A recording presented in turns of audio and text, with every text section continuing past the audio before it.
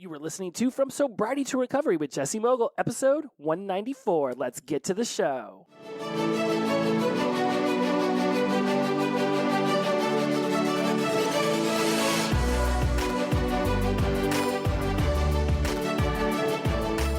Welcome back to From Sobriety to Recovery. I am your host, Jesse Mogul. I am in addiction recovery. Happy New Year. If you are listening to this show linearly, then it is now 3 or 4 days into the new year. I hope you had a wonderful holiday season. You're able to at least alleviate, if not eliminate outright, many of the social cues that might have set you off down an emotional path that would not have benefited you over the holidays. Absolutely. Making it through New Year's Eve, forging your new trail in sobriety and recovery is humongous, and I applaud any of you who have stepped into this world new and recently, because I know a lot of people make not drinking a New Year's resolution, and this might be where I have found you today. And if you are new to the show, welcome. It's a pleasure to have you. If you are a longtime listener of the show, then welcome back. It is also glad to have you. We're going to talk today about what you can do to forge your new life in sobriety and recovery. There's a lot of things that are going to be going through your head and going to be going through your body. There's going to be a lot of charges happening. And what occurs when you quit drinking, when you quit using your substance of choice, is very similar to what is occurring in your body when you decide to make other important life changes.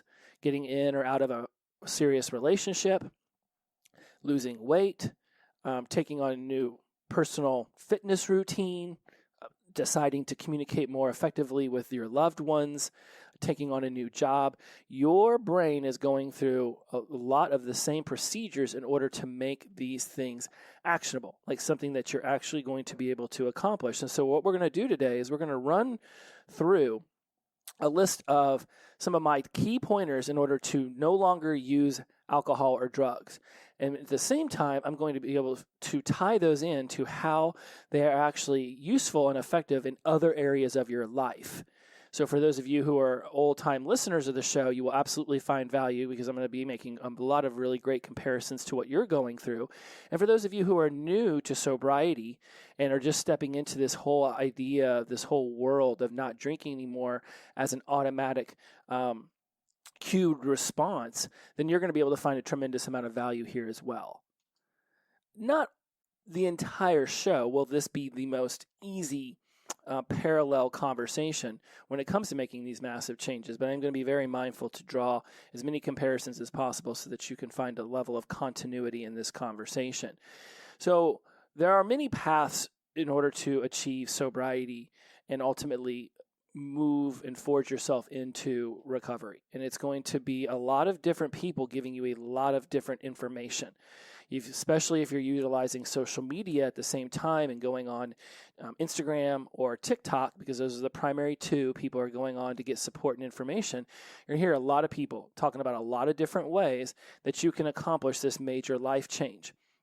And it's going to be important for you to run it through a couple different filters. One, is this a person that you have some level of trust in, right? Do they have the lived experience? Do they talk about things in an energetic way that it somehow complies with you, that works with you? As well as you're going to be extremely mindful in just asking yourself, is this going to work for me? And when you ask that, because that's going to run through your mind. Somebody's going to give you a pointer and you're going to say, will that work for me? There's a saying that one of my peers says a lot, and he's like, well, you got to figure out what works for you. So when we're talking about doing something new in our careers, he's like, well, yeah, I hear what you're saying, but I got to figure out what's going to work for me. Here's my issue with that statement. When you're doing things that work for you, then what you're looking for is some level of comfortability, some level of a habit already built around that. You're looking for familiarity. And so if somebody introduces you to something and you immediately reject it, it may not necessarily mean that it wouldn't work for you if you started to practice at it, if you started to actually do it. It might seem weird and confusing. It might even lead you to immediately feeling frustrated in that moment. But it's in confusion. It's in the frustration. That's where the breakthroughs happen. Stepping outside of your comfort zone into your uncomfort zone is going to be your go-to move as you shift yourself into sobriety. It's career, going to the gym. A lot of resolutions are made at the end of a year for the beginning of the year. And when we go to actually achieve these changes that we've made the resolution around, and I've talked in the past, not a big fan of resolutions. I'm more a fan of starting slowly at the end of one year so that you already have momentum going into the new year. We talked about that. I don't know the episode off the top of my head, but it's about passing the baton. 1 year starts, right? December, let me be clear, because I'm starting to stumble on my words. To me, 2023 started December 1st. 2022 ends February 1st. There's a 60-day window I provide myself to start making some of these changes. And if you're listening to this non-linearly and it's June, you can do this anytime you want. You can just simply saying, you know what, I want to have this massive change in my life and I want to set this 60-day window in order to gain momentum and start to really be achieving it. And you can make that decision right now. This does not have to be a New Year's thing. It's just a day. I get it. Tons of celebrations and fireworks and all this cool stuff is built up around the passing of 1 minute. I totally get it. But the planet doesn't know that the year changed. Your body doesn't know that the year changed. Your mind's saying, hey, by the way, the calendar switched, whatever. You can decide right now to make any change that you want. And as you're going through this decision process in your head and you're looking for new ways to achieve things that you've never done, right? If you want to accomplish things you've never accomplished, you have to do things that you've never done. If you're still doing the same thing and you're only doing things that work for you, expect very similar results. So when you go off and you start listening to me or others about what it is you can be doing to shift and change in your life, and if your first response is, that's not going to work for me, I've never done it that way, I don't even understand that, that's a limiting belief and a limiting understanding you have about what this change is going to take. I can't do that as a limiting belief. You could do it if you chose to put maximum effort into it. And I know some of you are saying there's certain things we just can't do. Well, I get if somebody says, go pick up my car, that would be extremely difficult for one human to go pick up a car. But I didn't say that you had to pick up the car with your own body. I just said that car needs to be moved. Does that mean that I get a rope and pulley system or a tow truck or just start the damn thing and reverse it down the driveway? I didn't give you any parameters that said you yourself have to go lift that car. And oftentimes when we're introduced to new things, we see it in the box about how we've done it in the past without seeing it stretch beyond our limited focus all the way to the peripheral, where we can actually notice that there are other ways to move the car. There are other ways to quit the drinking. There are other ways to make sure that we start getting more physically active. Like I was telling one of the tribal members yesterday, 5 minutes of physical activity or 5 push-ups is better than 0 minutes of activity, 0 push-ups. Anything is better than nothing. A lot of the coaching I do is around what can you do for 1 minute today to increase your physical activity, your mental acuity, your emotional intelligence, your spiritual awakening. Whatever, 1 minute is better than no minutes. I would rather you journal for 1 minute than not journal at all. I have a video app that I keep putting off starting. It's the weirdest thing. I've been super excited about doing this video app for keeping my journals, and for some reason, it's like I don't want to pull the trigger on $20 a year. It's like I got this weird thing, well, what if I don't use it as much as I say I'm going to use it? It's $20. It's $20 freaking dollars. Like, put it on the iPad, put the iPad next to the computer, and just start talking into it. 1 minute a day, 30 days from now, I've got 30 minutes of really cool video journaling that I've done for myself, right? But if I don't even do 1 minute, I can never get to an hour or further. So when we start to talk about moving yourself into sobriety, these key points I'm going to talk about, and this works for anywhere in your life, is noticing the little shifts, the little habits. And if it's something that you immediately want to say, no, that's not going to work for me, that's not how I've always done it, great. That's a really good indicator that this is something that's going to stretch you outside of yourself. And if you're certainly going through withdrawals and you're in pain because sobriety is not something that you're totally prepared for, I'm going to lay down some very easy strategies that you can begin to implement to make this process, and I'm not even going to use the word easy. The strategies to lay down, in theory, are easy. It's the execution of them. It's the taking action on them that is going to begin to stretch you. And this is going to be a very stretching process. And whether you're changing careers or getting more physically healthy, anything in your life, even communicating more lovingly and with more patience to your people in your house, it's going to take some time, and we'll get into that further down this list. So just know that you've rung the bell. You've made the decision to stop drinking. If you're listening to a show like this and you literally think you have to be sober now for the rest of your life, alcohol and drugs are no longer benefiting me. They are now absolutely my poison. You've rung the bell. You can't put the toothpaste back in the tube. It's done. There is a drinking monster inside of me that when it touches my lips, it is go speed racer to blackout.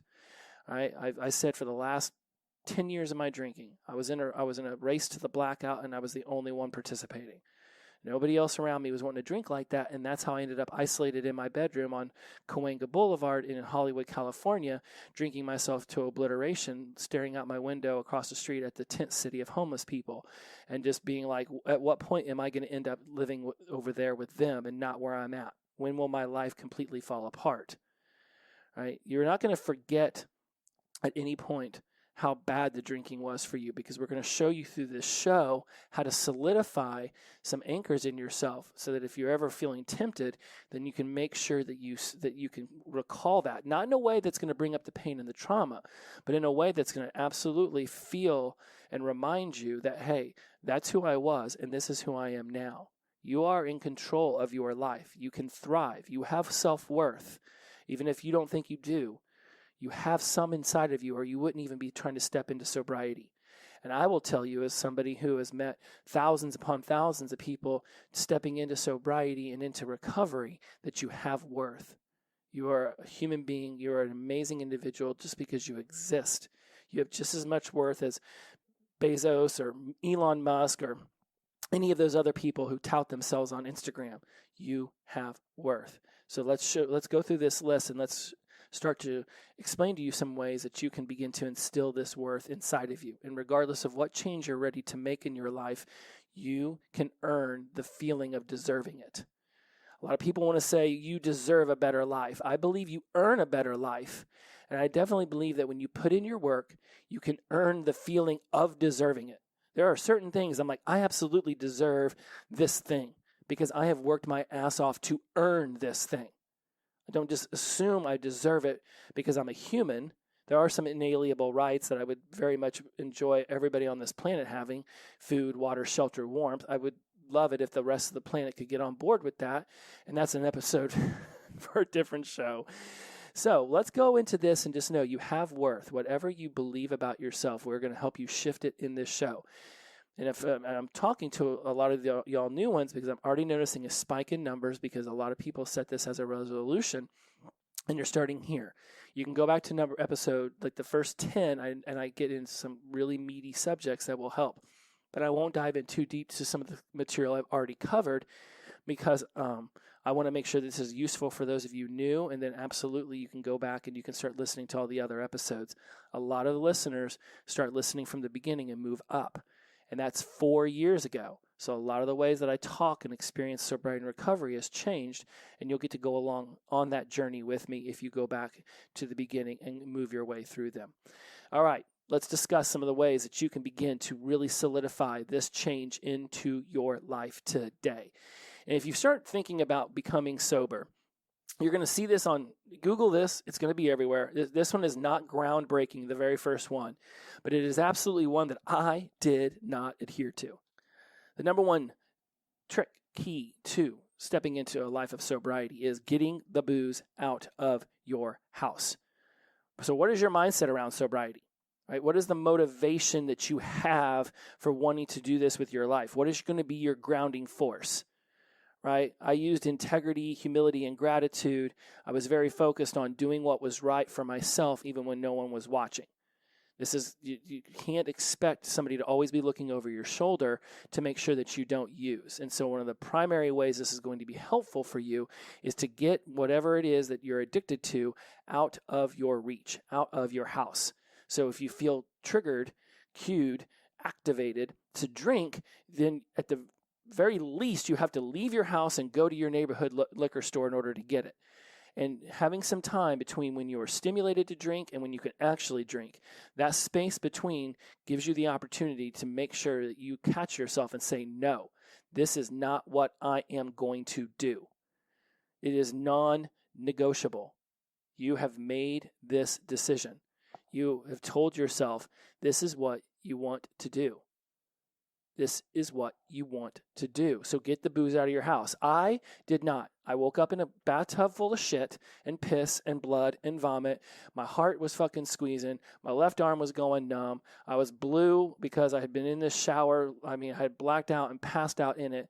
I have no idea how long I was in that bathtub. But the water was ice cold, and when I woke up, my legs were so numb I could barely crawl to the sink to look at the shame monster staring back at me in the mirror. And when I checked myself into Kaiser, I was hell-bent on this being the last time. I was hell-bent on it being the last time. No more waking up all over my kitchen floor butt naked or pissing in my bed or whatever. Death was coming. It was it. But I wanted to make sure I was serious. And I had some whiskey and I had some beer and I had some wine and I kept it in the room for 6 weeks. And I asked my therapist about that. And I asked people at meetings and they said that other people they know had done that. And whether that was the best decision, I can assure you I was told multiple times to not do it that way. But I wanted Jesse to be serious about this. I was like, if you want it, dude, it's right there. I mean, the nearest liquor store is a 3-minute walk out the front door. It's where all the homeless people sleeping in the tents across your street are getting their booze. It's not hard to get your booze if you want the booze. So there it is, dude. Are you serious? And I was. And it worked for me. But I'm not going to sit here and recommend that you do that. So if you are in a state of new to sobriety, it is probably going to behoove you, more beneficial for you to get it completely out of your house, to have it not be around. And if there's people in your home who want to continue to drink, then it's going to be on you to ask them, hey, just for a period of time, could we please just eliminate this as a tempter, right? This is something that I'm going through, and we're going to get into that a little bit further down here when we start talking about discussing this with somebody important to you.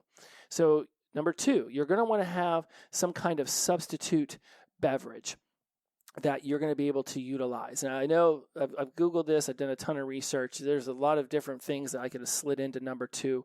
I slid this one in here on purpose because when I first got sober, I was very mindful to have other beverages that provided some level of flavor to my palate, to my taste buds, so that when I wanted to drink alcohol, it wasn't just water. When I would start going out and about and being social, and we'll discuss that in a little bit more later, I found that just drinking water at social events just didn't vibe. It didn't feel right to my body. So I turned to soda water. I had been drinking soda water for years. I love soda water. I made sure I had soda water. Something about the bubbles on the back of my throat, especially when I decided to get sober and I knew beer would no longer be an option, the bubbles really allowed that texture on the back of my throat that I had been so craving from beer. And actually, I convinced myself that it wasn't beer that I really wanted, it was the bubbles. And so now soda water, I still to this day drink 2 or 3 cans of soda water every single day. I love my soda water. So have that, tea, flavored water. Have something different for your palate to taste at the beginning. Whatever you decide to start drinking now other than alcohol doesn't have to become your lifelong habit. But at these beginning stages, if orange juice or milk or something can help somehow alleviate that taste bud sensation going on, then drink it. Drink anything other than alcohol. Anything. And anything. And that's where we're going to go into number 3. Be decisive. You chose this for a reason. You were in an emotional state. You were probably extremely vulnerable. You were in pain. Life had led you to making this decision. You have been planning it out for a long, long time. Contemplating and planning, part of the changes, the process of change. These are the stages of change. There was a pre-contemplation where you never in a million years thought you needed to quit. Then some shit went down and you started contemplating a life without alcohol. You might have even started to plan it years ago. And now you're taking action. Be decisive. Drinking is non-negotiable. It is not allowed to happen. It's it. It's done. It's over with. Making that decision is easy. That's it. I'm done drinking. I made it hundreds of times. It was the process of continuing on with the non-drinking. And when you're in a vulnerable, sad, depressed emotional state, in pain, detoxing, it's way easier to say, I'm never going to drink again than it is going to be in a week or 2 or 4 whenever your body is feeling normal again. And you're just like, well, maybe I could just have one. If you were the kind of person who could just have one, you wouldn't be listening to a show like this. So drinking is non-negotiable. Right? I want you to start releasing this identity of an alcoholic and start stepping in. I am sober. I am sober. Just make it a mantra. I am sober. I am being sober. Some days are going to be better than others. It's not sobriety that sucks. It's life sometimes. So how are you going to go through this? Who do you want to be while you are healing yourself? Right? What are you doing to make this the real deal? And now, this is where I can start bringing some other choices in life into play. Right now, even having substitutes, if you decided that you want to be more healthy, right? There are a bunch of people in the tribe right now that are talking about physical fitness and nutrition strategy, right? You want to have substitutes for some of the comfort foods that used to pack on the pounds, right? So maybe now instead of having Oreos, get the Oreos out of the house and instead replace it with, I don't know, some other item. I almost said sugar-free cookies. I don't know if that's any better. Look at the calories, figure that out. But this goes, if you're looking to change something massive like your waist size, getting those temptations out of the house for a little while. Hide them in a box, put them in the garage, do something, be decisive, have substitutes. What else could you enjoy chewing on, right? That might have the similar texture of an Oreo cookie, but not the 180 calories for 3 of them kind of, payment you're going to put on your waistline. And then being decisive, making this drinking non-negotiable is making eating sugar non-negotiable, or arguing with your wife or husband non-negotiable. It's like, no, I have decided that I'm going to change this behavior, and this is what I'm going to do. It is non-negotiable. How are you going to go through this? What decision? I am a person who has emotional intelligence. I am a person who speaks clearly to my loved one. I am a person who goes to the gym 3 days a week. What mantra? What identity statement? What I am statement can you attach to this new desired behavior? And now we go to number 4. What are your I want you to identify your triggers, cues, anchors, activation points. So there's 4 ways that you guys have gotten used to me talking about these triggers. And it's by calling them triggers, cues, anchors, or activation points.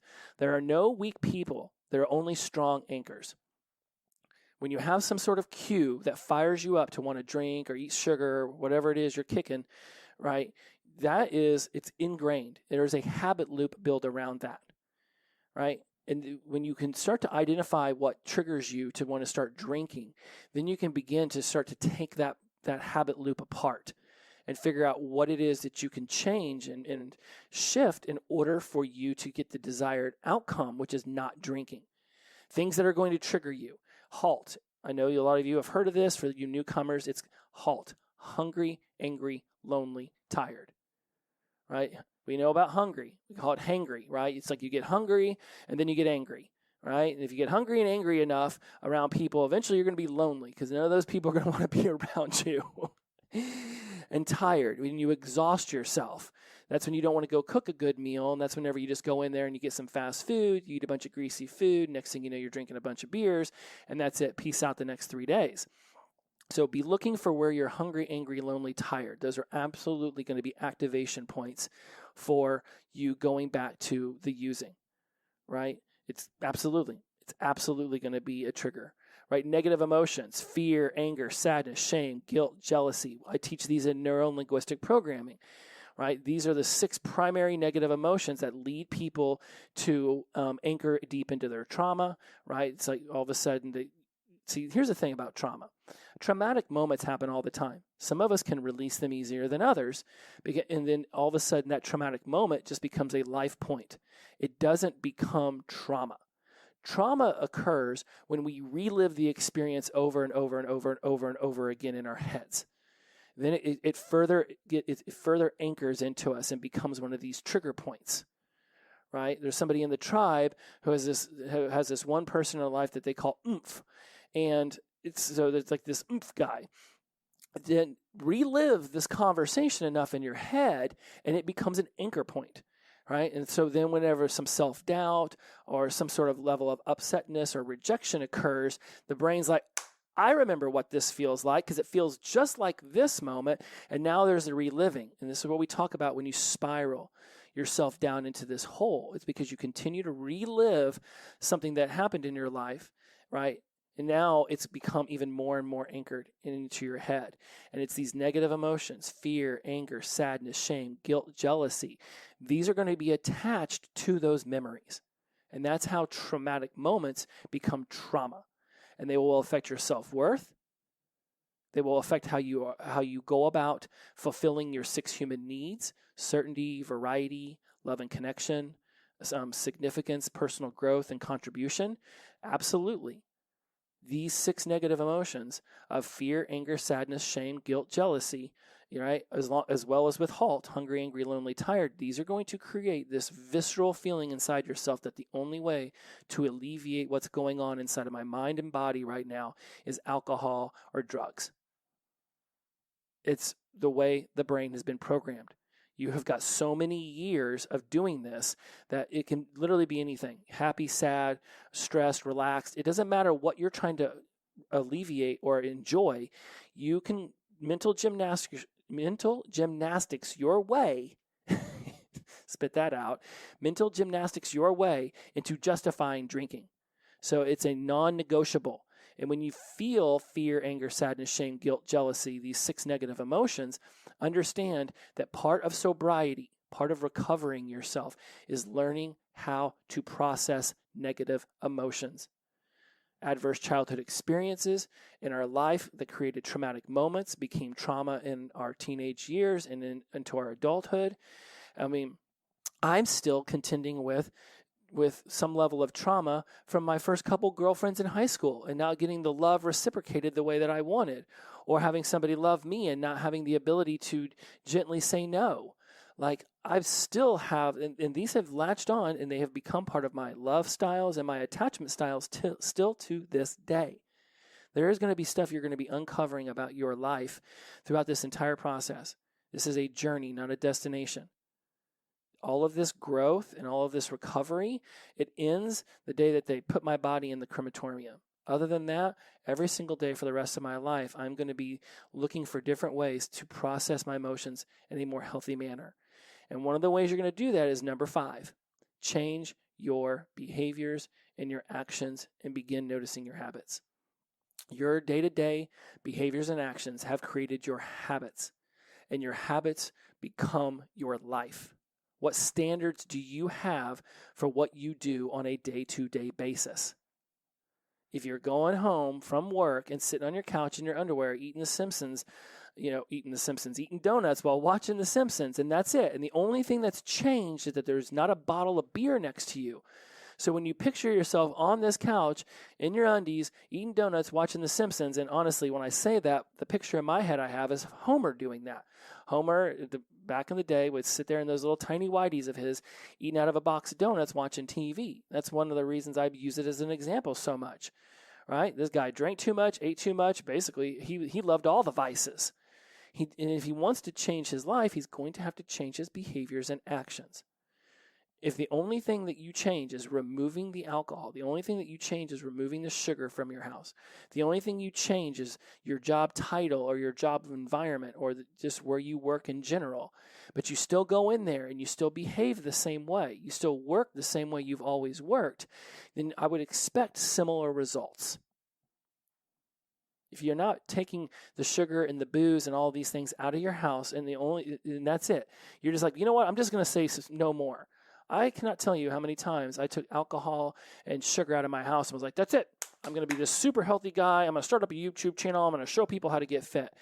And 6 weeks later, I was down there in my rock bottom again because I wasn't identifying my triggers and my cues and my anchor points.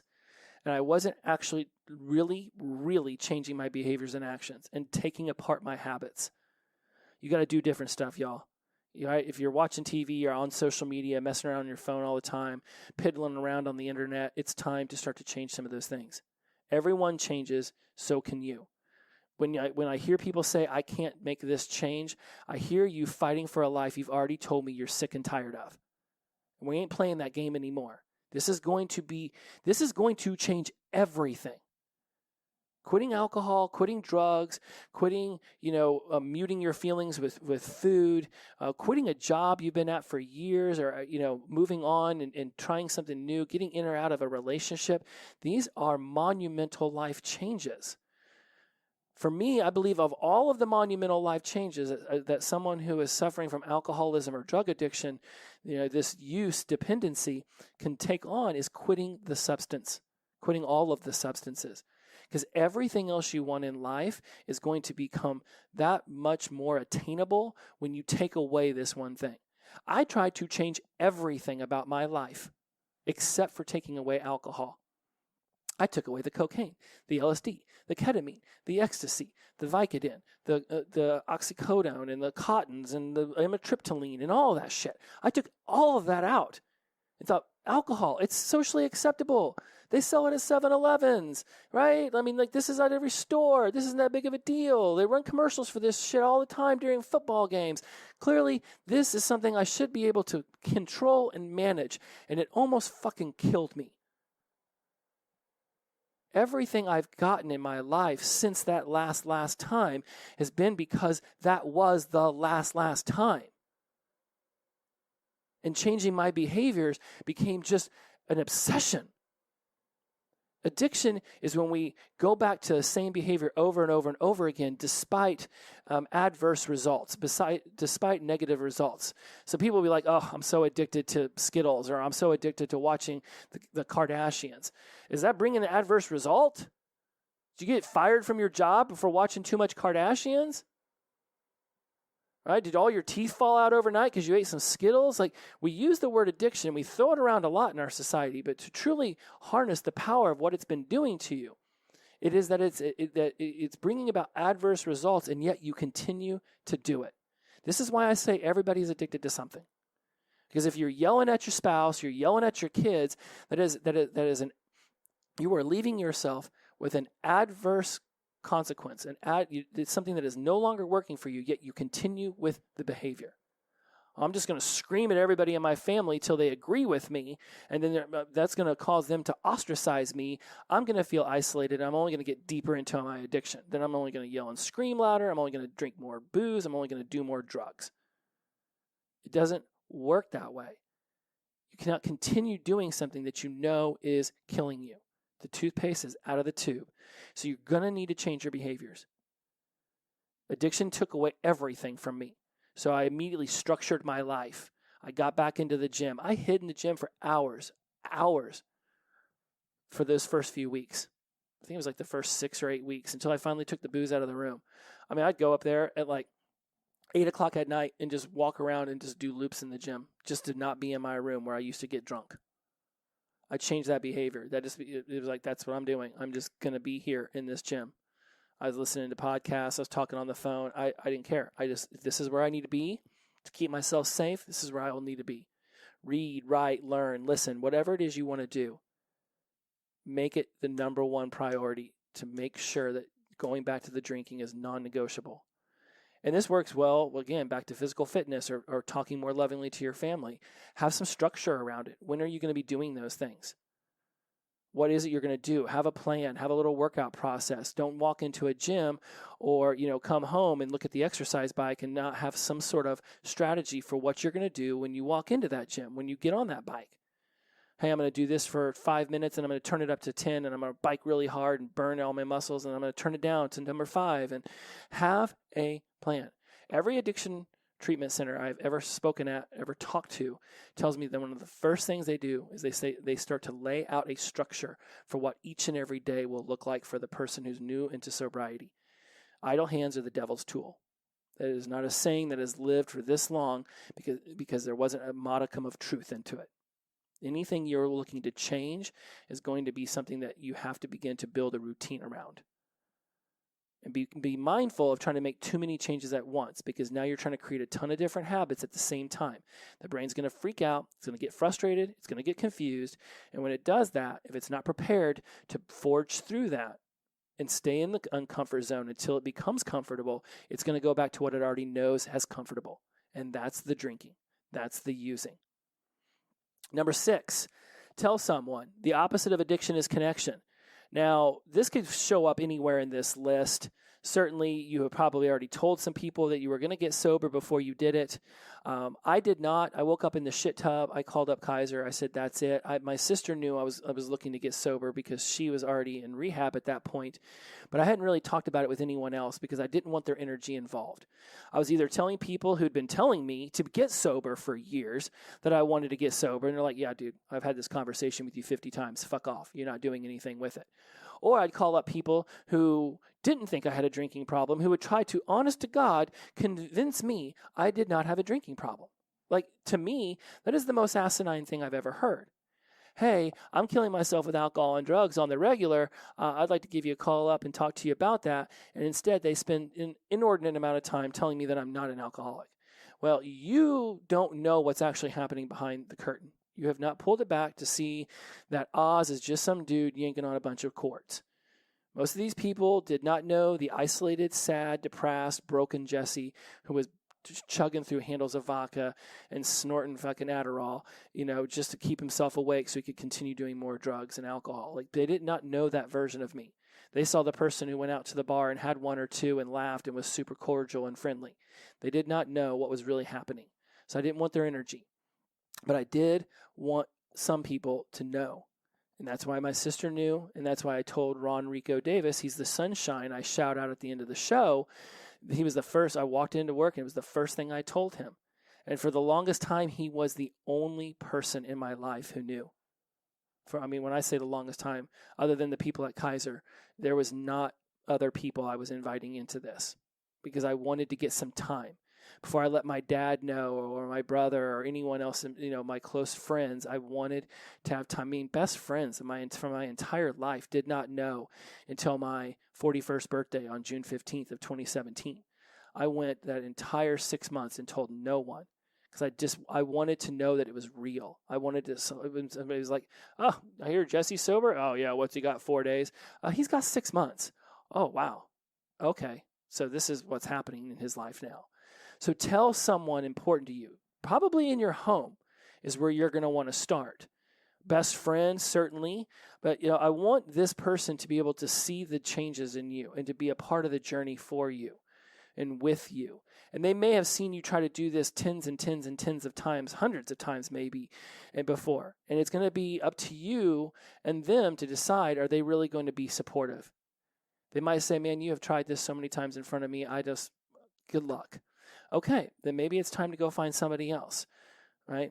And this is where the whole don't do it alone comes into play. So number 6 is tell someone, right? The opposite of addiction is connection, right? You can start to prove that you're taking this even more and more seriously by letting at least a few people know that are close so that you have someone you can call upon. All right. And that might be somebody at the meeting. And that's number 7 is this idea of not doing it alone. Again, the opposite of addiction is connection. It's super funny. I had one of the people who taught me NLP, Bagala is what I call him. I've talked about him in the past. He sent me a text message the other day and he's like, hey, do you believe that the opposite of addiction is connection? And I was like, dude, that's so funny that you just asked me that question out of the clear blue. I was like, I talk about that all the time on the podcast. It is literally a focal point of what it is I talk about, because when you're connected to people, then you can start to build your community. You can start to really fulfill your 6 human needs through the connectedness that comes from human interaction. Water break.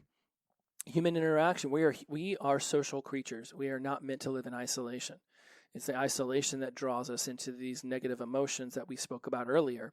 So you don't want to do it alone. Right? 12-step programs, AA, NA, refuge recovery. I did Kaiser Permanente. We've talked about that a ton. I was there Monday, Wednesday, Fridays doing stuff.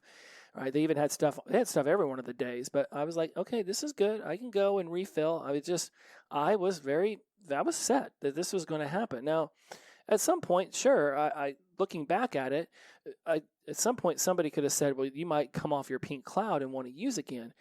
I started making extremely important decisions for myself that assured that I rode the pink cloud for as long as possible. My car broke down finally. I had to get a new car, so I bought a really nice car for me, my little Santa Fe. This is the nicest car I'd ever owned. It was basically brand new, coming off a 2-year lease. So I anchored my sobriety into the fact that I'm now a person who gets to have a nice car because I don't have to worry about totaling it in a drunken rage.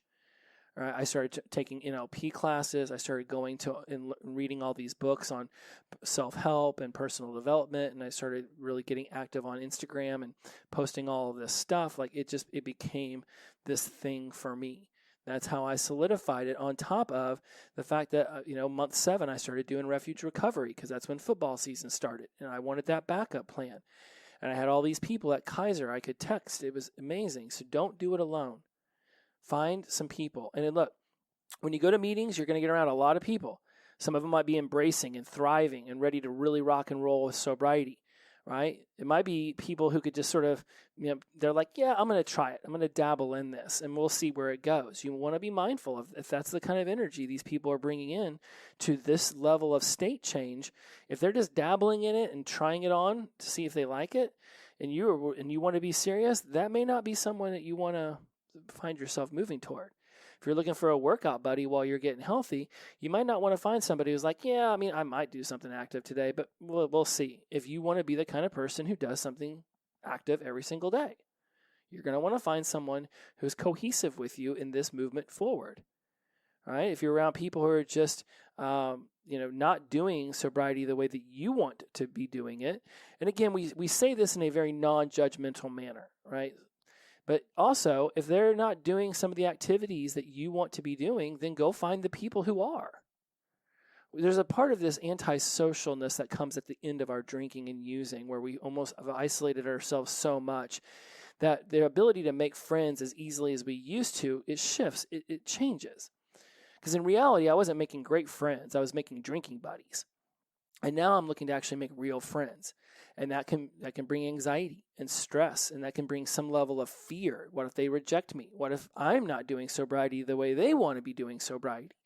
And they decide they don't want to talk to me anymore. And now here comes this rejection, and then right behind it, fear, anger, shame, jealousy, guilt, sadness. They all come rolling in with it, and those can be trigger points. So be mindful that some people are going to like you, some people aren't. And you're going to like some people and other people, and you're not going to like other people. Like, you don't like everyone. Why do you expect everyone to like you? And when I talk about having people doing sobriety the way you want to be doing sobriety, right? You might want to hike and they might want to walk. You might want to write and they might want to sing. You might want to play the guitar and they want to play the cello. Like, it can be something like that. If somebody, and you're like, okay, I don't really like this activity, but I'll go play basketball with you if tomorrow we can go hiking. And you can make those level of agreements. But if somebody's like, no, I am playing basketball every day for 6 hours and that's how I'm going to be sober, and you do not want to play basketball, and instead you want to be hiking, then find some people who want to go hiking. Hell, go hiking and find people on the trail who are already hiking. That's where hiking people are. On trails, hiking. You want to play basketball, go to a court. There'll be people playing basketball. If you want to write, I guess you could go to coffee shops. There are ways to find people who are open to doing it by picking up some cool new hobbies that you are looking for. That's the whole moral of number 7, by don't do it alone. Find people who are interested in expanding their world, because alcohol and drugs and using and so many things constrict our world. It's time to be expansive. And there's number 8. I'm saying that. It's time to be expansive. And here's the juxtaposition. You're going to need to shrink your social circle. You're going to want to be expansive while also being constrictive. I know. Now I'm playing with riddles. But here's what I mean by this. Shrinking your social circle, to me, the way I'm going to frame it for you all, is by the social circle that you already have.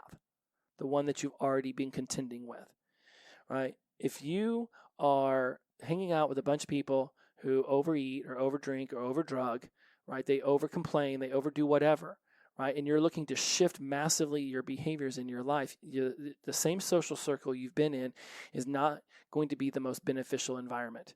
Unless a lot of them are getting ready to ride the same train you are, you're going to need to shrink your social circle. And here's the cool thing about shrinking your social circle. You're actually making space for other people who are going to be more open to this new version of you. It's super interesting when I look back. I had isolated myself from most people, but the few I did hang out with were absolutely people ready to throw down and party.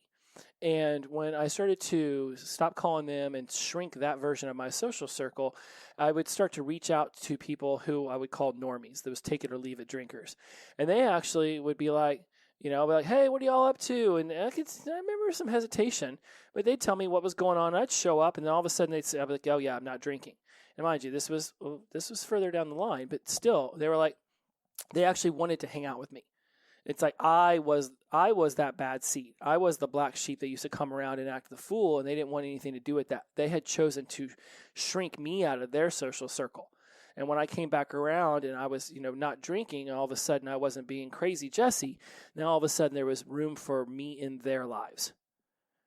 So when you start to shrink your social circle, it's really going to be about just culling out the herd, figuring out who is going to be beneficial for me to have around. And I'm not saying this is going to be easy, right? These quote unquote toxic relationships that you've created with your family members, your friend circle, coworkers, it's going to be some effort, right? And at first, you may not be able to go to the sports bar to watch your favorite team because of what that's going to trigger. You may not be able to go to concerts or birthdays or weddings, right? And I get that some of those things are way more frequent than others.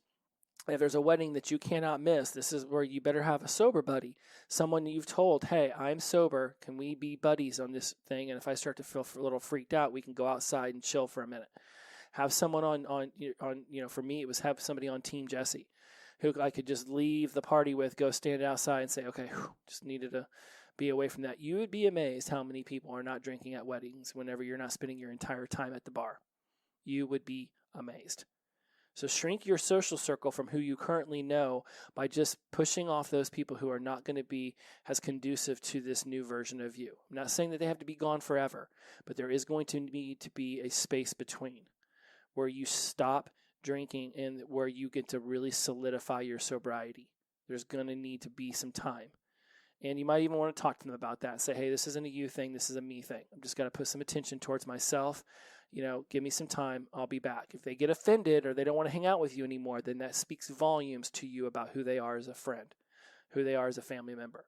If they take, pause or get angry at you because of this decision you're making for yourself so that you can live a better life, if they're getting angry because you've ostracized them from your life, because you've set up a boundary, you keep this saying in mind. Often the person most upset with a new boundary is the person who is taking advantage of it not being set in the first place. Often the person most upset about a new boundary is the person taking advantage of it not being set in the first place. You remember that. Number 9, personal responsibility. Your sobriety is up to you. This is it. No blaming, complaining, making excuses. This is on you. Personal accountability. You cannot expect other people to constantly be standing over your shoulder. That doesn't work. You know how we know it doesn't work? Because we were alcoholics and drug addicts for years, and there was people telling us, begging us, crying for us to stop, and we still didn't. It has to be personal accountability. You are not always going to have, this little, I'm watching this show on HBO right now, and there's these little animals that follow around the humans, and they call them demons in the show. I can't remember the name of it, but anyways, but they're not demons like we think of, like devil demons. It's just like these little animals that follow these. Every human has their own demon, has their own little animal that talks to them. Some have rabbits, and some have, ferrets, and some have birds. It's the most. I love it. I love the show because there's talking bears, and I'm obsessed with talking bears in movies. And anyways, I say all this because, you're not going to have this little critter always following you around, holding you accountable to not drinking, right? You're just not. You are the person in charge of this. What are behaviors that used to lead you to the drinking? What are behaviors about yourself you want to change? Being late, not listening to people, ignoring people, staring at your phone all the time, hiding in bars. What are some of the behaviors? Change these behaviors and hold yourself accountable. This is integrity, doing what is right for yourself even when no one else is watching. Your values, your personality traits, a lot of these things are not going to change instantaneously. That your core values may not change at all, but how you go about showing yourself these values is going to change. If you believe that, if you believe one of your personal values is freedom, be able to do what you want anytime you want. And that's what had you doing the whole, YOLO FOMO shit for so long, right? Well, I don't fear of missing out and I only live once, so I'm going to party like it's 1999 because I value freedom and I do what I want when I want. Okay, well now doing what when you want could mean not drinking. It could mean going and playing basketball with your kids. It could mean having a loving dinner with your spouse, with your partner. It could mean sitting there watching movies with them on a Friday night instead of hiding out at a bar somewhere while they sit at home sad and lonely because mommy's not home, right? You can show yourself these values different ways. You can implant different ways of maximizing this value in your life. What is your convincer strategy that you've changed your value is by changing your behaviors. You cannot expect other people to hold you accountable. They're not going to stop you. They're not going to talk you out of it. They have their own shit going on. They've got to take care of themselves too. If you want somebody to constantly be chasing you around the house, making sure you're not hiding beer in drawers, that's ridiculous. At some point, they're going to get fed up with trying to talk you out of it. And they're going to be like, look, if you want it so bad, just do it. See, I knew it. You weren't on my side all along. Chug, chug, chug, chug, chug, chug, chug. It's not that they're not on your side, but you're an adult. Personal responsibility. Take care of yourself. Other people can support you. They can have your back, but they can't stay on the phone with you for 10 hours, keeping you from jumping off the drinking bandwagon, right? You chose to get on this bandwagon of no longer using. You make the choice each and every day to stay on it. Other people can support you. They can be happy that you're there, but if you're expecting a parade and fireworks and applause every time you walk into a room and you're not drunk, sorry. You might get some of that, the pats on the backs at the beginning, but at some point people are going to look at you and be like, great, you're sober. Now what? Now what is where your life actually happens. This is where sobriety isn't what sucks. It can just be life sometimes. We're part of the human condition. We're part of the human world. Things are going to go up and down. Not everything's going to be a grandiose experience. And this leads us to number 10. Journey, not a destination, right?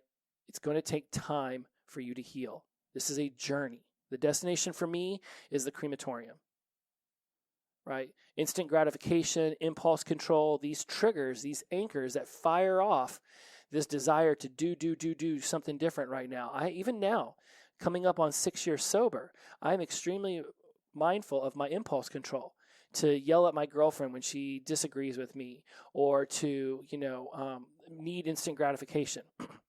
I'm in a poor state of mind, so I'm going to, go eat this thing or do this thing. I mean, it's instant gratification is the society that we have built up around ourselves, right? Internet better not take more than 0.0001 seconds to load a page. I need to be happy. Somebody better make me happy on Instagram.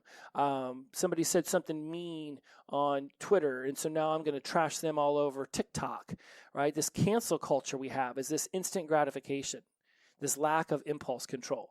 Somebody said something that I don't agree with, so that's it. I need to be instantly gratified. I need to be happy all the time. And if I'm not happy, it's somebody else's fault. It's not. Happiness and contentment are choices you make from within that then becomes something you exude externally. Looking for happiness in the form of other things, food, or even the gym. The gym is great for my mental health, but that alone is not going to make me happy. I demonstrate to myself that I am working on myself by going to the gym, but I'm not always happy while I'm there. I don't expect the gym to make me happy. It's what it proves to me internally about my commitment to this new version of Jesse. That's what the gym is showing me. That's the demonstration strategy I have. Go to the gym, eat healthy, put on some muscle. Okay, I know how to set a plan and follow through and be disciplined. That brings contentment to me. When I can sit down a 3-year plan that I'm about 9 months into and it's working the way I want it to work, and even when it's not, at least I know I'm working it, and then I can begin to shift it so that I start to get more and more of the results that I desire.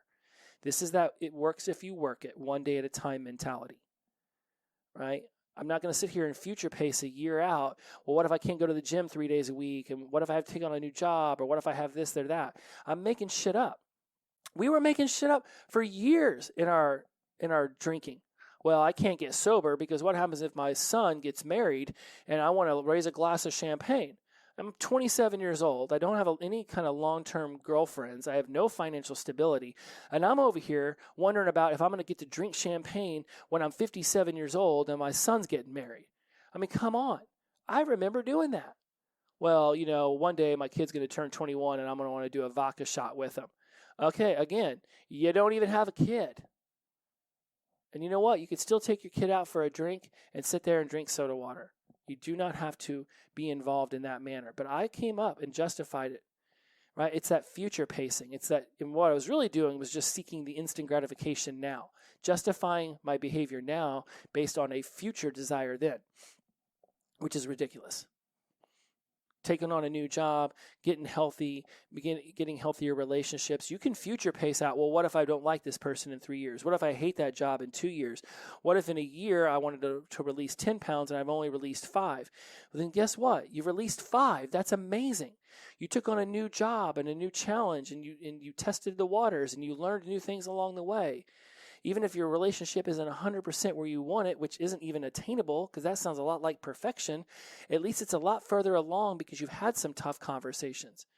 You got vulnerable with the other person, laid out some boundaries, and told them what it is you desire for your life and the role that they were going to be allowed to play in your life in order for you to accomplish your dream life. And that's a key. You are allowing people into your life. And if they are not conducive with what you're doing and they can't get on board with it, a conversation needs to be had. Look, you come around and you get shit canned around me and you know I'm in sobriety. You know I just hit 500 days, yet you come over to my house and you act the fool? Like, come on. How do you even comprehend that behavior is okay to do around me? I got hundreds and hundreds of days of sobriety. You know how important this is to me. And you're getting housed in front of me in my house? I know people in the tribe whose spouses got sober and it took them a year. But the fact is they came around and that's a blessing.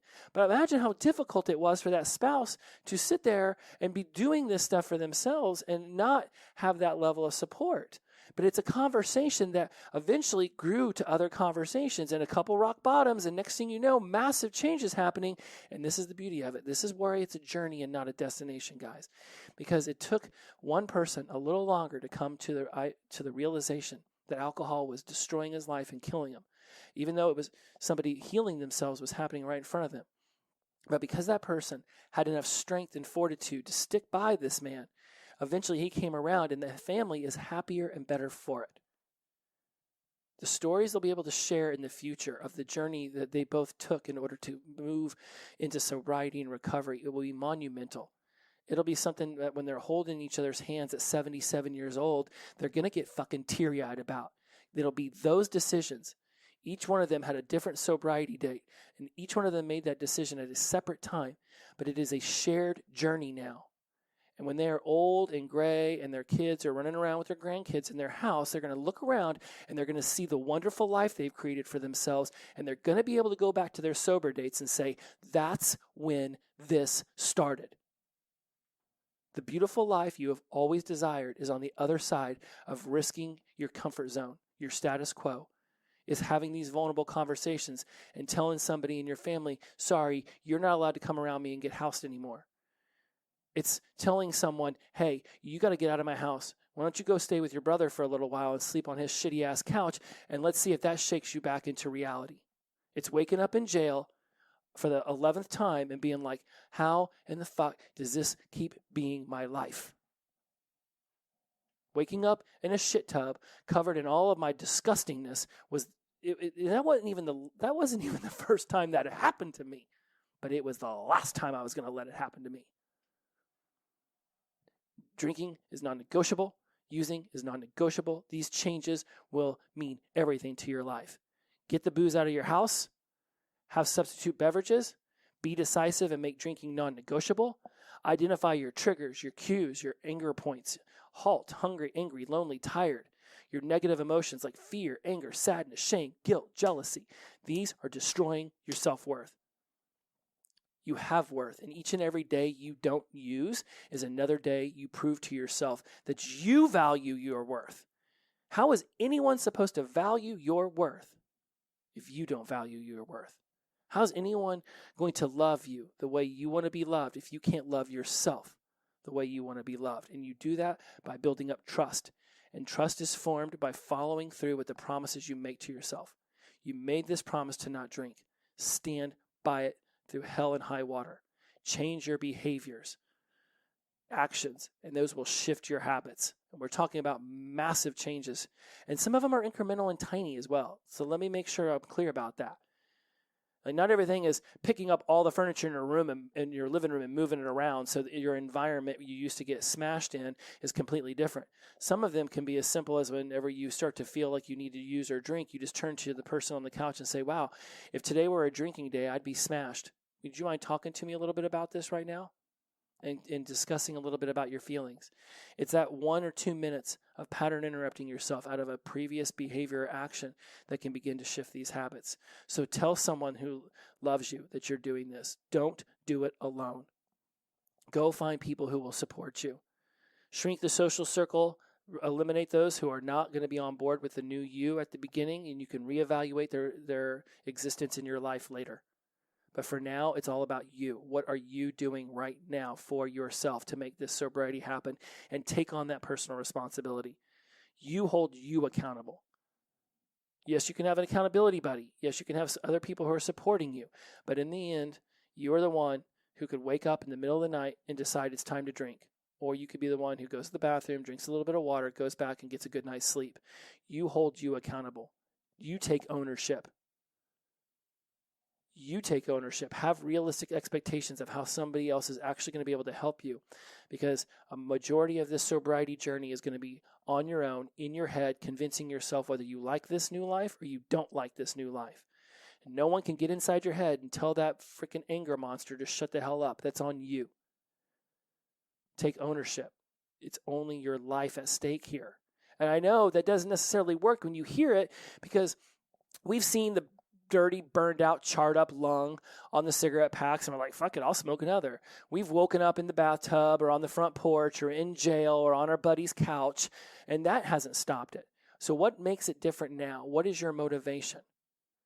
Are you sick and tired of being sick and tired? Because honestly, that's all it takes. That's all it takes is just looking at yourself in the mirror and being like, I just can't. I just can't. I just can't. I cannot do this to myself anymore. I just can't. Once you've made that decision, every single thing you do after that will determine whether this solidifies in you or this is just a passing thought. And as soon as you heal and get your mind right a little bit more, you go back to the way things were. This is a journey, not a destination, my friends. Be mindful each and every day. This is what you wanted. You made this decision. Now stick with it. Make that promise to yourself. Build that trust up. Love yourself. I can assure you, one day you'll look in the mirror and the person looking back at you is going to be completely different. And you won't even know all the steps that it took to get there. But inside yourself, energetically, you will know that nothing has ever been the same since. And that, my friends, is the most wonderful sensation I could pray and have blessed upon you, is to know that there is hope, there's a way out, that this change that you are making in your life will literally be that fork in the road that you look back on one day and you say, everything started then. It's like I was reborn. And I am blessed that I made that decision then, for everything in front of me now exists because of what I did that day. It is a powerful, powerful emotion to feel about yourself, to exonerate alcohol and drugs out of your life when so much about our society is built up around embracing them and what they do or don't do for us.